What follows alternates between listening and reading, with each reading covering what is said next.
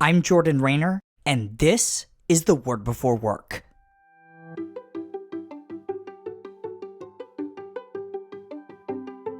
Today we're reading from Exodus 16, 22 through 23. Here's what it says. On the sixth day, the Israelites gathered twice as much manna, 2 omers for each person, and the leaders of the community came and reported this to Moses. He said to them, "This is what the Lord commanded. Tomorrow is to be a day of Sabbath rest." Again, that's Exodus chapter 16, verses 22 through 23. This is the very first time that Sabbath rest is offered to human beings in the Bible. Contrary to the Israelites' ruthless Egyptian masters, who offered them no rest for 400 years, their perfect heavenly master offered them the gift of rest once every 7 days. And he promised to provide the manna they needed for 2 days so that they could rest without worry. The announcement of this gift undoubtedly led to unprecedented jubilation amongst the Israelites. And yet, Exodus 16:27 tells us that some of the people went out on the 7th day to work. In her terrific study on Exodus, Jen Wilkin explains why, saying that while God had gotten his people out of slavery, he had yet to get the slavery out of his people, who fell back into nonstop work due to 4 centuries worth of habit. That's likely what kept the Israelites from resting.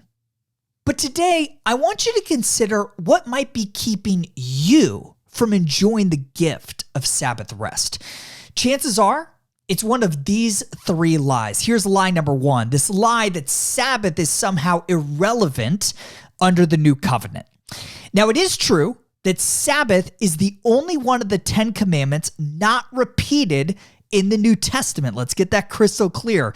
But John Mark Comer says, quote, "Even so, the Sabbath still stands as wisdom. There isn't a command in the New Testament to eat food or drink water or sleep 8 hours a night. That's just wisdom. You can skip the Sabbath. It's not sin," end quote. But it's also not wise. Here's line number 2. More work equals more productivity. Yeah, not necessarily. When the Israelites went to gather manna on the Sabbath, Exodus 16:27 says they found none.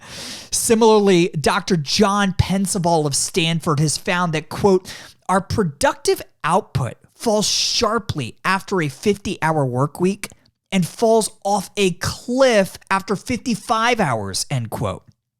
It's almost as if God has designed us for a full day of rest once a week. Here's lie number 3. I think a lot of us have fallen for the lie that we are not slaves. Tim Keller says, quote, "Anyone who cannot obey God's command to observe the Sabbath is a slave, even a self-imposed one," end quote. Do you feel that you have to check email every day? If your phone buzzes, do you pick it up without even thinking? You're more of a slave than you might think. Sabbath is one way to declare that through Christ, you are free from the pressures of this world. And it's also a gift that God invites you to enjoy. See Mark 2:27. Accept that gift this and every week. Today's devotional only scratches the surface of how God's word connects to our work.